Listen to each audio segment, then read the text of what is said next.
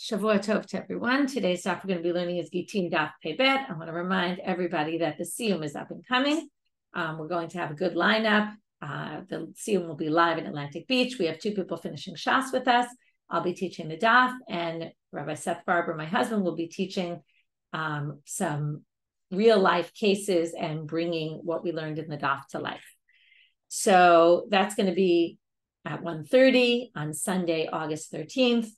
Again, you can register, you can come in Zoom, you can come live. If you're coming live, please make sure to RSVP. You can write to us. If you've seen the flyer going around, it has an email address. If not, you can just write to us at info@hadran.org.il. Okay, we're now going to get started with our daf. We were learning about a get mekushar. Okay, a get mekushar. Oh, by the way, the timing 1:30 American time. That would be 8:30 Israel time, and depending on 1:30 Eastern time in America, 8:30 Israel time PM, and whatever time is on your time zone. It's our usual time for the Siyum. Okay, we're going to get started now. We were talking about a get mekushar, so the one where we have extra witnesses signing, minimum of 3. We said one could be. We had a machloket whether it could be Ben Nanas. It said it could be even a. I just want to find it so I don't forget who said what. Where is it? Right. Ben Nana said it could be even a disqualified witness, and Rabbi Akiva said only a witness who's disqualified because the witness is a relative.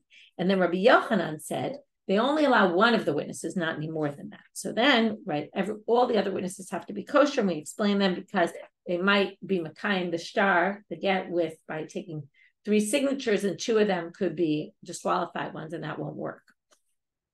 So then Rav Ashi at the very bottom of Pe'al Kamubet says, Manitin Nami Daiki. You can also infer this from the Mishnah, as it says, De Kamadaleg V'Tane Chad Chad. If you remember all those Breito we saw, where it said 6, right, 7, and there were only 6, 5, and there were only 4, or whatever number it was always that one could be, but only one was going to be filled in by a disqualified witness, Shmami Nas. So that's a good proof for Rabbi Yochanan. Amar Abai Shmami Nas. Abai says you can infer from here. Hai karov chatim, ibai ben betchila ben beemtza ben besof. You can also infer from here that the one who's disqualified, let's say according to Rabbi Akiva, who's the relative, can sign anywhere on any one of the folds. Mimai, how do we learn this? Midelo kavalei makom, because it didn't say it has to be the last one. You can also infer from here, you can take any 3 signatures and they don't have to be in order. In other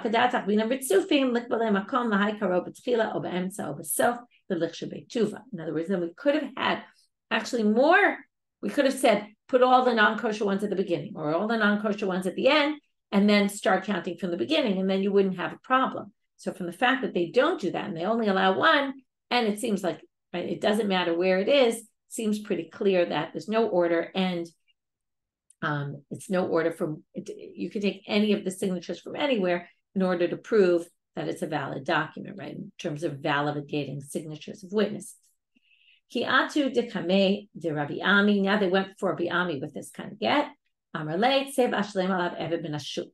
So here we're obviously talking about a get that was missing one signature, and he said, like Ben Nana said, you can even take one eved from the shuk, and permitted that. Hadran alach hazorek, and with that we finish Perek hazorek, moving on to the 8th chapter. Hamigaresh et ishto v'amar hare at muteret lekol adam ela leploni. Now we learned that in a get, the language is you are permitted to everybody. So now they say, what if he says, right? That's what a get does. So basically, let's talk about from the beginning, and we'll get to this later. Kiddushin, which we do under the chuppah, but it used to be the betrothal that happened a while back before the wedding. Basically, if you know the Birkat Kiddushin, it says Asher Asar Lanu et Ahusa. Basically, Kiddushin, before Kiddushin, any woman can marry any man unless they're relatives or something like that. But when it comes to Kiddushin and a husband takes a woman and betroths her, what it means is basically she's forbidden to everybody except she's designated to him. Now, she's not permitted to him yet until we get to the Nisuin, to the wedding. But at this point, she's forbidden to everybody other than him. And the Gittin, the get, is the undoing of that, which basically permits her to every man in the world. Again, ones that she's related to through him or through her, obviously she can't marry, but basically the world becomes open to her. Now, if the husband says you are permitted to everyone except for one person, Rabbi Eliezer Matil Chachamim Muslim. Rabbi Eliezer says that's not a good get, and the rabbis permit it. We're going to see in the Gemara what the issue is here. Okay, now theoretically, really the issue usually is what we call you need to get krichut. Davar koret beino lebeina, completely separates them. How are they completely separated? By the fact that she's no longer designated to him. He has no longer any control over her, in which case she's permitted to anybody. Okay, but we'll get to what, so for me, make a lot of sense. Rabbi Eliezer, who permits this, is actually a little bit interesting on what basis he permits this. So what, according to the rabbis who say this is no good, what does he do if he gave her a get like this? Now, you have to remember, the Mishnah says, while he says it to her, while he's giving her the get, he says, you are permitted to every person except for so-and-so.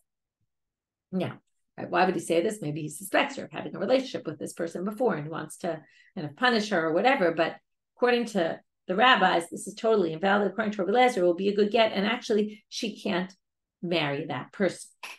So Ketzad Yaseh. So according to the rabbis who said this is no good, so we gave her the get. The get, it didn't say anything about this, but he gave her the get. And he said the following declaration.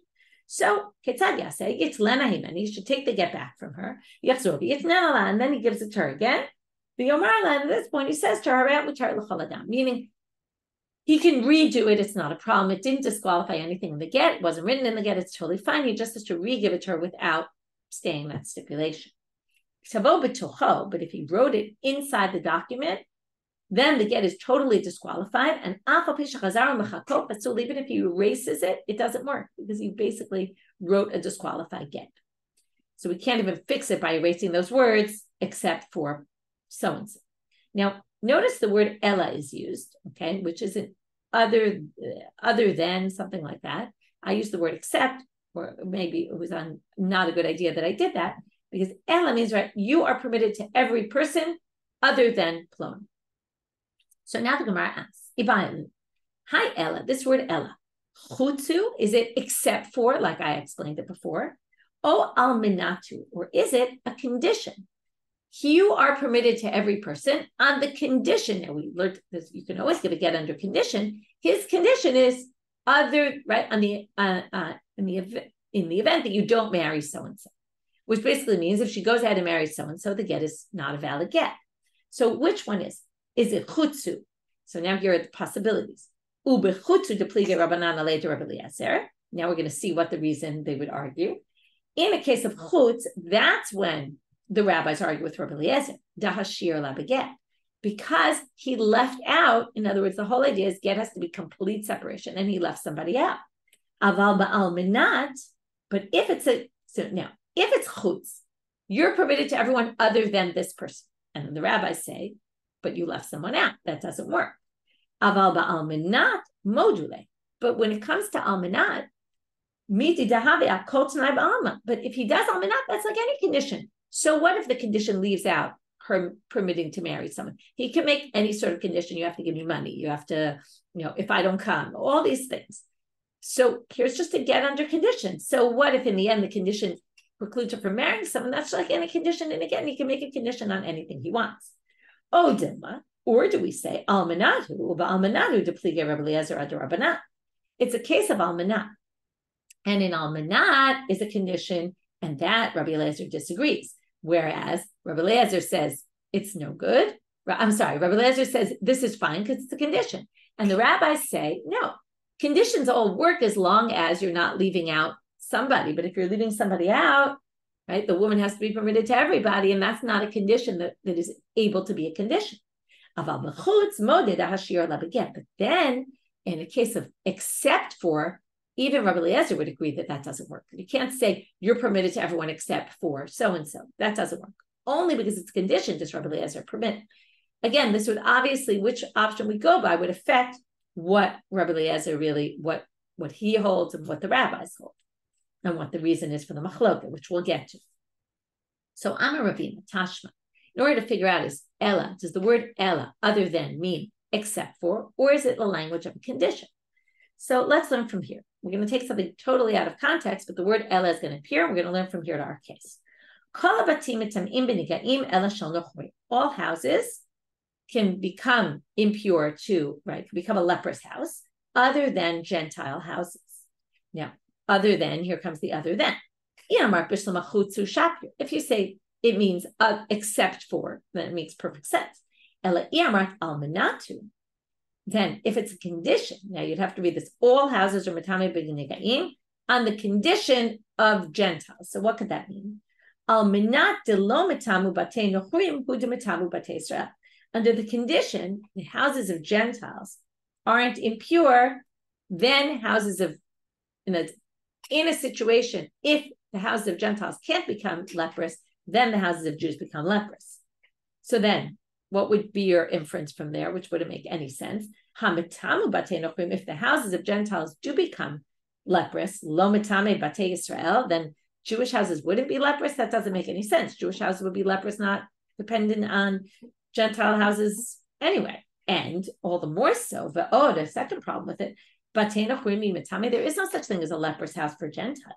Don't we have a brayta that says,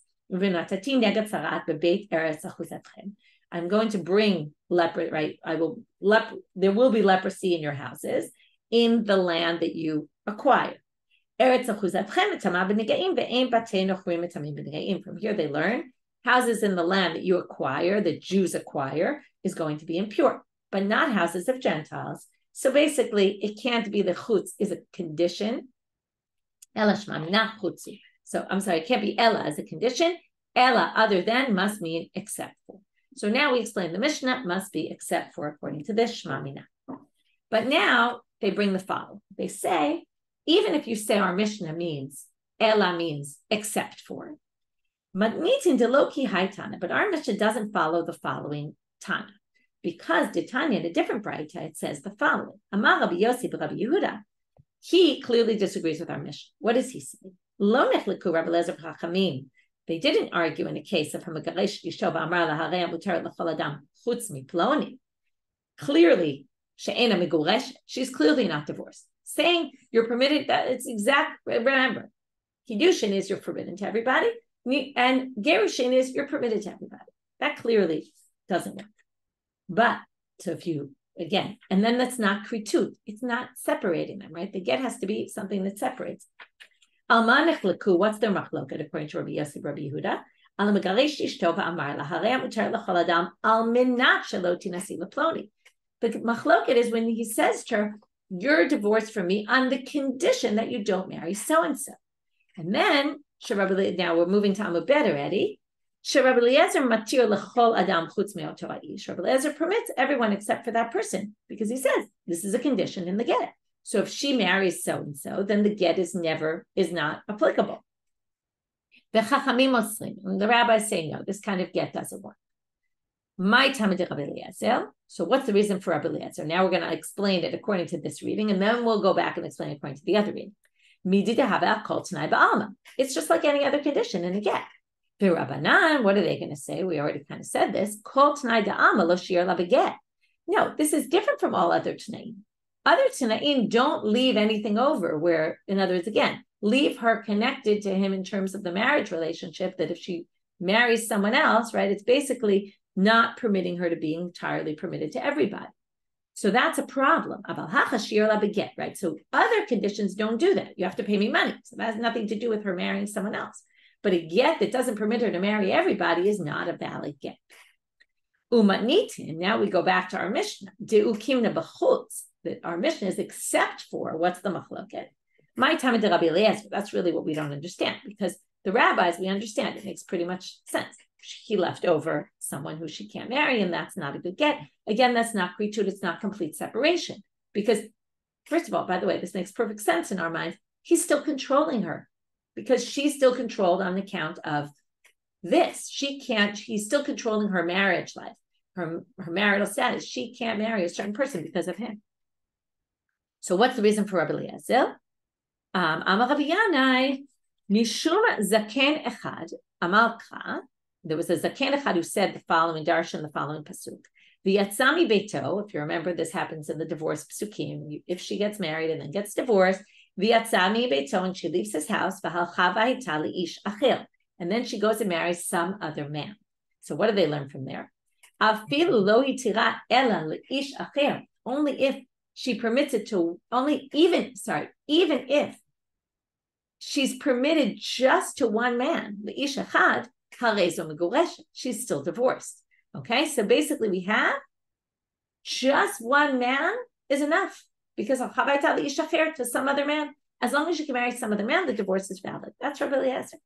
Rabbanan, ish l'chol ish va'ish. What do they do with that ish pasuk?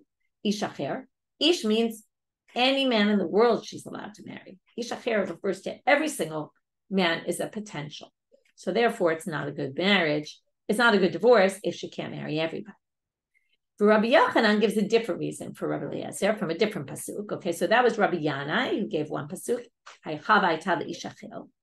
He says we're going to learn from the Kohanim psukim.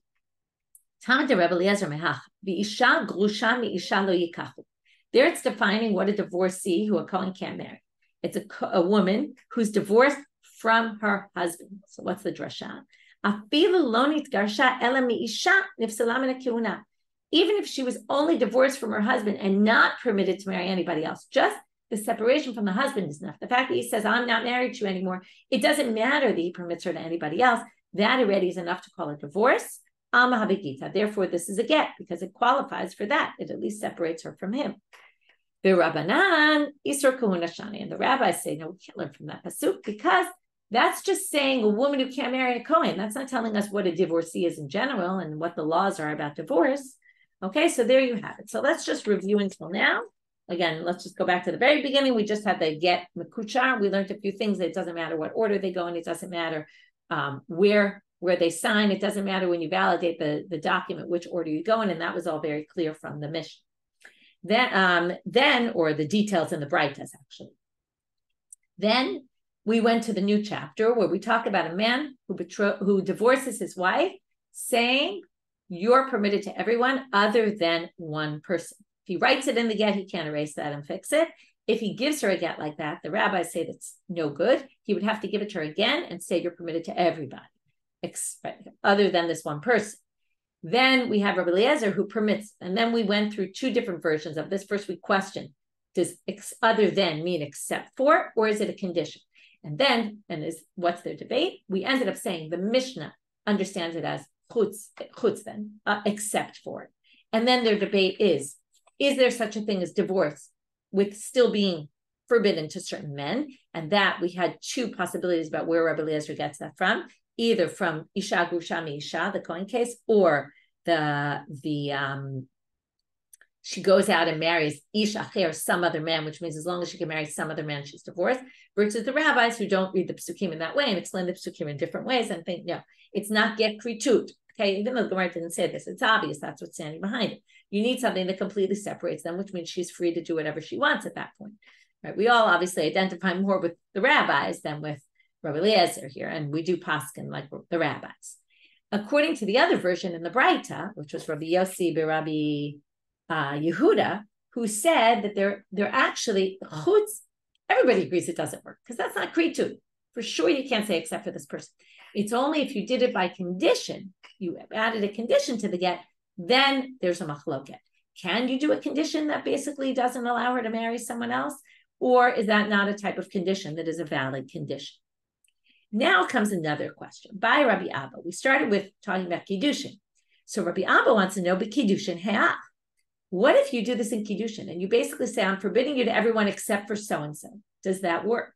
Okay, because he's basically saying, I want to betroth you, right? You're going to be mine, but I'm leaving you open that this person won't be forbidden to you. It means, basically it's a crazy thing, but it means if this works, if she ends up sleeping with that other man, she's not considered an eshet ish. She's not forbidden to him by Torah law. They won't get the death penalty, okay? Because he didn't forbid her. When he forbade her to everybody in the Erusin, it didn't actually take effect with that person.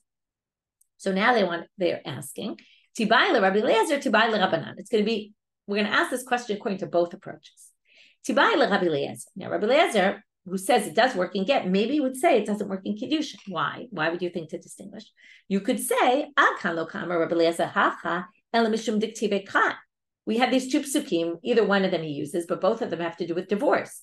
That's how right? She goes after the divorce and marries someone else, and we learn from there, as long as she can marry one other person, or a divorcee from her husband. You could be divorced from your husband. It doesn't mean that the kiddushin is valid if you do that. But here you need to acquire her. That's what betrothal is. Betrothal is he acquires her, and in acquiring her, it means she is no longer available to anybody else. And maybe it only works if that's the case, which also makes a lot of sense. Just like in the Gerushin, it made sense that she has to be permitted to everybody. O Dilma, or maybe we learn laws of divorce from and laws of marriage from each other. Yatzah says she goes out and then she's married to somebody else. So we focus on the fact that these two are juxtaposed in the pasuk, and therefore, if it works for divorce, it should work for betrothal as well. And this is all just the question. We can ask the same question according to the rabbis. Now they finally say it straight out. When the rabbis say it doesn't work, that's because it's a unique law by get. Get needs to be kritut, something that completely separates them. But here, it's just any kinyan is needed. It doesn't matter if she's permitted to other men or not. The basic point is he's acquiring her for himself. So what if she's also permitted to other men, right? It's hard to imagine, right? Now, you get married. We all have this idea. You get married and you only have one person that you're dedicated to. But basically, we're not saying she could go marry other people. This is just saying that by the letter of the law, she's not actually an Eshet Ish as regards that person. Okay, she's not considered a married woman. Oh, Dilma, where do we say? No, if it works for get, then it works for kiddushin, even though it's true kiddushin. It has nothing to do with kritut, complete separation. But we just have a juxtaposition. It means if it doesn't work for get, it's not going to work for betrothal either. So that's what Rabbi Abba asked. After he asked the question, he then answered his own question. And he said the following. And then he says, whatever is true for get is true for kiddushin. So if Rabbi Eliezer permits it by get, then he'll permit it by betrothal. And if the rabbis forbid it by get, they're going to forbid it by betrothal. Amar Abai. So now comes Abai with the following interesting, creative, quite odd case. Intim tzalomer italit Rabbi Abba. If Rabbi Abba is right, then, and basically according to Rabbi Eliezer, you could do such a thing as kiddushin with not forbidding her to a particular person. He comes up with this crazy case. Reuven comes and says, you're betrothed to me and forbidden to everyone other than my brother.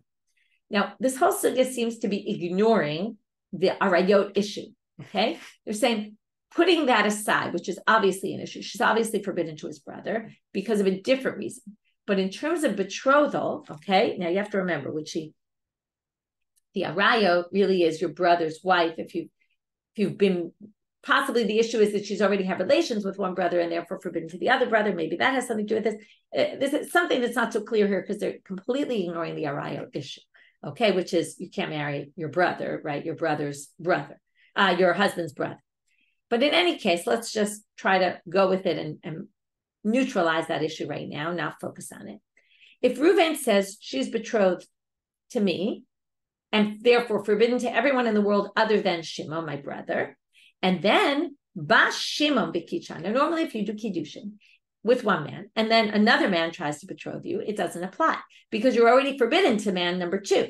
But in this case, if Shimon betroths her and says the words, Shimon kicha, v'kicha chutz mi Reuven, and says, everyone's forbidden to you other than Reuven, which means Reuven's permitted. And that is, Reuven agrees that Shimon's permitted, and Shimon agrees that Reuven's permitted. Well, Shimon didn't add anything to what Reuven said, basically.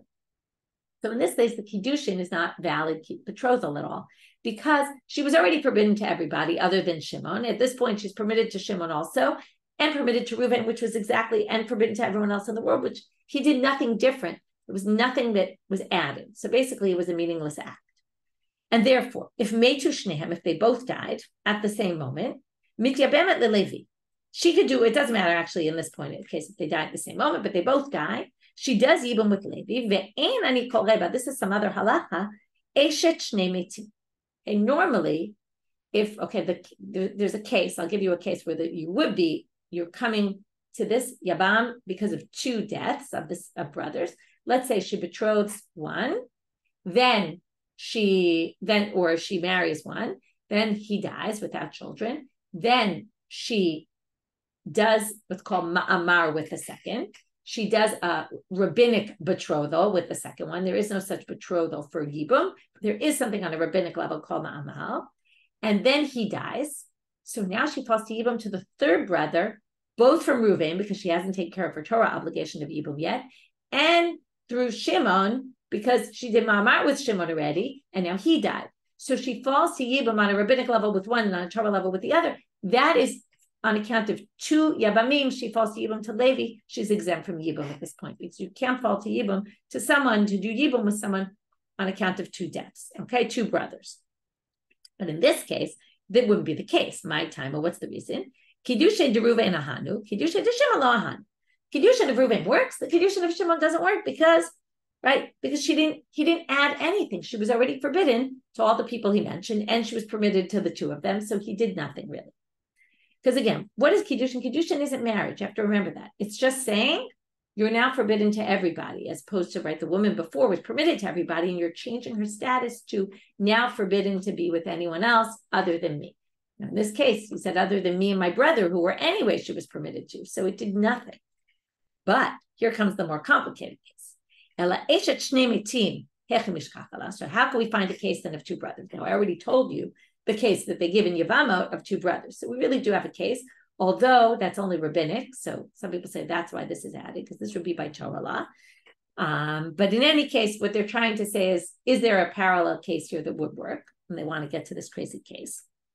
So it starts off the same way. Reuven betroths her to everyone, forbids her to everyone other than Shimon. So she's now permitted to Reuven and to Shimon. Just theoretically, she can marry either one of them. Uba Shimon v'kichastam. And then Shimon did a regular kiddushin with her. Didn't say, you're permitted to everyone except for you're forbidden to everyone except for my brother Reuven.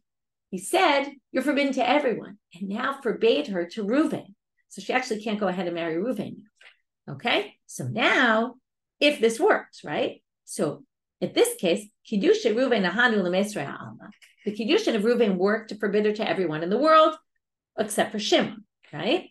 And then Kiddushin de Shimon, since she was permitted to be betrothed to Shimon, Shimon now betroths her, and apparently it takes effect, even though, again, they seem to be ignoring the arayot issue, maybe because they never have relations, so arayot doesn't kick in. It's possible a way to go here.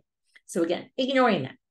Kiddushin of Shimon actually take effect because she was permitted to, she was never forbidden. So since they take effect, right, they're ahanu l'meisra Reuven. They take effect to the extent that she is now forbidden to marry Reuven. So Reuven basically has to give her a divorce. But now, if both of those men would die at the same time, they would have to die at the same time. Otherwise, she'd fall to Yibum first on account of one of them before the other. But if they both die at the same time, this is the commentaries come up with it. Let's ignore that point for now. If both of them die at the same time, she's actually, even though she's forbidden to Reuven, she's still betrothed him. The betrothal was valid. The betrothal to Shimon was valid. And now she falls to Levi for Yibum from two brothers. And that would be a case where you wouldn't be allowed to do Yibum. Okay? She wouldn't be able to do Yibum because she falls to Yibum from two brothers. This, by the way, is a drasha from the Pasuk. You have to, it says your brother, if your brother dies, then it goes to the other, only if one brother, not two brothers. Okay, so we resolved that, or we came up with a case for that. A very strange case. Again, the arayot issue, how this fits in, is a little bit open here. Abai asked the following question. You're permitted to everyone other than Reuven and Shimon. And then he says to her, this is, by the way, this is a get, right? You're muteret l'chol adam. Okay, we're back to get. You're permitted to everybody other than Reuven and Shimon. And then he says to her, to Reuven and Shimon, meaning you're permitted to Reuven and Shimon. So the question is, what did he mean when he said this? Mahu, mi amrina, did he say, hi, this is, by the way, before he gives her the get. He says this. Do we say, my da'asar shara?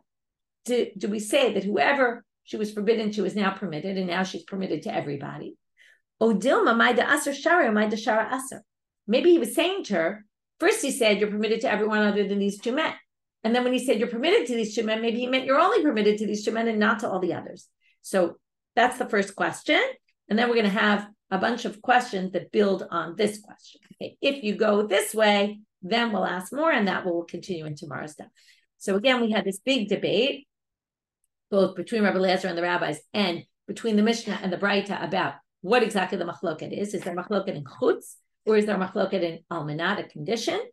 And then we explained all the sides. Then we had this question, is it the same for Kiddushin? And we asked the question in both directions, question to Rabbi Eliezer and question according to the rabbis. Would they say unique for these, each should forget, or whatever's true for get is true for Kiddushin? In the end, Rabbi Abba says whatever's true for get is true for Kiddushin, in which case if it works, it works. If it doesn't work, it doesn't work across the board. Then Abai asked this question, right? He said, if you're going to say that Rabbi Abba is right, and we're going to go according to Rabbi Eliezer, well, what would happen if we have this case of two brothers? And he basically says, in one case, they're not going to end up having to do, she's going to have to do Yibum because the second Kiddushin didn't work, because the second brother did nothing new than the first. In the other case, where the second brother forbade her to the first brother, he actually added the Kiddushin is actually valid, and then we end up with two Kiddushin from two brothers, and if they both died, and neither of them have children with her, because neither of them actually married her, it makes sense they wouldn't have children, she would have to do Yibum with Levi. She wouldn't do Yibum with Levi because she falls him on account of two brothers, and that's an exception to the rule. And then we just asked this question about, if first he says you're permitted to everybody when he gives her the get, except for Reuven and Shimon, but then changes and says you're permitted to Reuven and Shimon. When he undoes that, is he just undoing that, and basically she's permitted to everybody, and it's a good get according to the rabbis? Obviously, according to Rabbi Eliezer, it would be good anyway. Or is he now saying you're actually not permitted, and then actually neither would say it was good?